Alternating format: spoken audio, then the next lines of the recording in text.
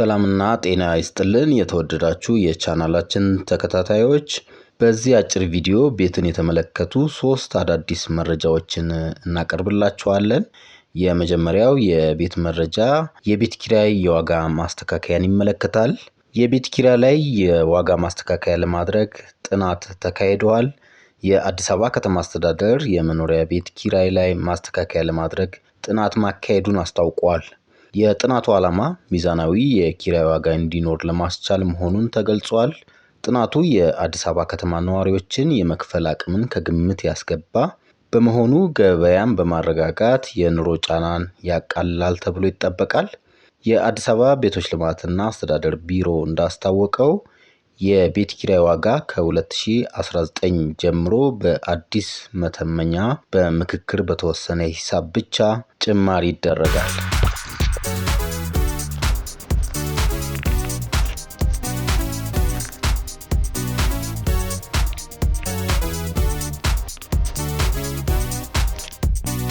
የአዲስ አበባ ከተማ አስተዳደር የቤቶች ልማትና አስተዳደር ቢሮ ኃላፊ ወይዘሮ ቅድስት ወልደ ጊዮርጊስ ጥናቱ የዘፈቀደ የቤት ኪራይ ዋጋ ጭማሪን የሚያስቀርና በአከራይና ተከራይ መካከል ሊፈጠሩ የሚችሉ አለመግባባቶችን እንደሚያስቀር ተናግረዋል። የጥናቱ ዋና ምክንያት አከራዮች በዘፈቀደ ቤት ዋጋ ጨምሩ አትጨምሩ የሚለው ነገር መቅረት ስላለበት ትክክል ስላይደለ ነዋሪው በተረጋጋ ህይወት ኑሮን መኖር ስላለበት መንግስት ደግሞ አንዳንድ አሰራሮች ላይ ጣልቃ ገብቶ ማረም ማስተካከል ማረጋጋት ያለበት ላይ ማረጋጋት ስላለበት በዘፈቀደ የሚጨመሩ ዋጋዎች መኖር ስለሌለባቸውና የዛሬ 2 ዓመት ውል ስናዋውላችሁ ይሄንኑም አውቃችሁ ስለሆነ ውላችሁን የፈረማችሁት ተከራይም አከራይም ይህን ማስጠበቅ ስለሚጠበቅብን ነው።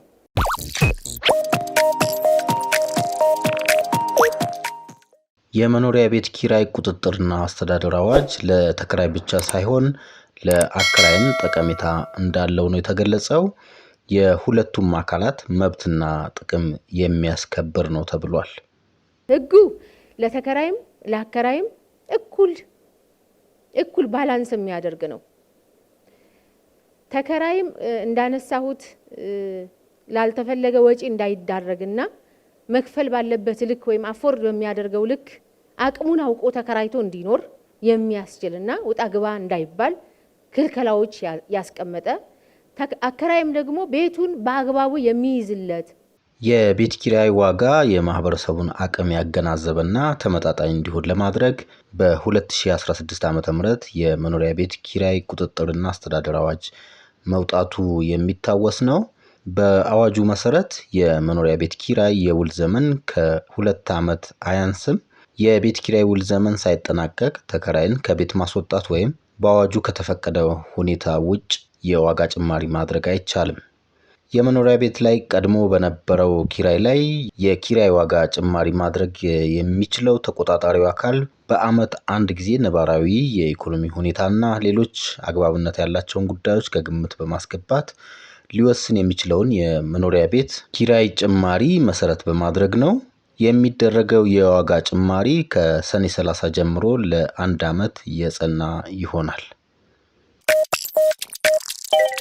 ሁለተኛው መረጃ የግንባታ ደረጃው አስደናቂ ነው የተባለለት የቅጠል ተራ የቤት ልማት ፕሮጀክትን ይመለከታል። በቅጠል ተራ የተጀመረው የቤት ግንባታ በፍጥነት እየተከናወነ ስለመሆኑ ከንቲባዋ ገልጸዋል። ከ2 ወራት በፊት የአዲስ አበባ ከተማ ከንቲባ ወይዘሮ አዳነች አቤቤ በመዲናው ቅጠል ተራ ተብሎ በሚጠራው አካባቢ የመሰረት ድንጋይ አስቀምጠው ነበር። ከንቲባዋ ከ2 ወራት በኋላ የግንባታው አፈጻጸም የሚገኝበት ደረጃ ለመገምገም በድጋሚ በቦታው ተገኝተው ነበር። ከንቲባዋ የቤቶቹ ግንባታ በአስደናቂ ፍጥነት እየተከናወነ እንደሚገኝ ገልጸዋል። ህንፃዎቹ በ2 ወራት ጊዜ ውስጥ ብቻ 9 ወለል ላይ ደርሰው መመልከታቸውን በማህበራዊ ሚዲያ ገጻቸው ላይ ባሰፈሩት መልእክት ገልጸዋል። ከ1 ወር በፊት የተጀመሩት ህንፃዎች ደግሞ 4ኛና 5ኛ ወለል ላይ ደርሰዋል ብለዋል። የቅጠል ተራ የቤት ልማት ፕሮጀክት ከመኖሪያ ቤቶች በተጨማሪ የንግድ፣ የጸጥታ፣ ትምህርት ቤትና ጤና ተቋማት፣ የስፖርት ማዘውተሪያ፣ የህፃናት መጫወቻና የመሳሰሉት ማህበራዊ አገልግሎት መስጫዎች እንዲሁም ሌሎች የህዝብ የጋራ መገልገያዎች የሚያካትት ነው። የቅጠል ተራ መኖሪያ መንደርን ከገዳም ሰፈርና በመሃሉ ላይ የሚገኘውን የጣሊያን ሰፈር አገናኝቶ በማልማት አካባቢውን ዘመናዊ አኗኗር እንደሚያላብስና ሰፊ የስራ ዕድል እንደሚፈጥር ወይዘሮ አዳነች አቤቤ ጠቁመዋል። የቅጠል ተራ የቤት ልማት ፕሮጀክት የመሰረት ድንጋይ በተቀመጠበት ወቅት እንደተገለጸው የሚገነቡት ህንፃዎች በድምሩ ከ500 በላይ ቤቶች ይይዛሉ። በእነዚህ ቤቶች በአማካይ 4 ሰው ይኖርባቸዋል ተብሎ ቢወሰድ ፕሮጀክቱ በድምሩ 20 ሺህ ሰዎችን የመኖሪያ ቤት ተጠቃሚ እንደሚያደርግ መገለጹ የሚታወስ ነው። በመጨረሻም ድሆችን ለዓመታት ከኖሩበት ቤት ስላፈናቀሉት የንፋስ ስልክ ክፍለ ከተማ አመራሮች የምናጋራችሁ መረጃ አለ።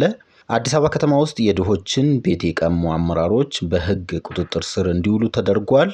አመራሮቹ የቀሙትን ቤት ለባለቤቶቹ ተመልሷል።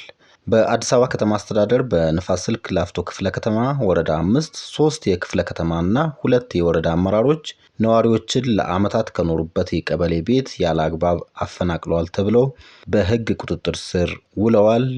በተጨማሪም ህዝብና መንግስት የጣለባቸውን ኃላፊነት ለግል ጥቅማቸው በማዋላቸው ከኃላፊነት የማንሳት አስተዳደራዊ እርምጃ ተወስዶባቸዋል።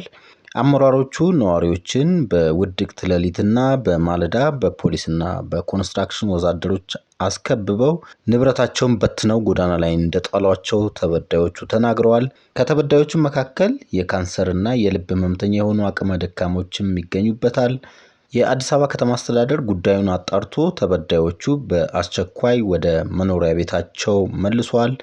ህገወጥ ተግባሩን ፈጽመዋል ባላቸው 5 አመራሮች ላይ ህጋዊ እርምጃ እንዲወሰድም አድርጓል።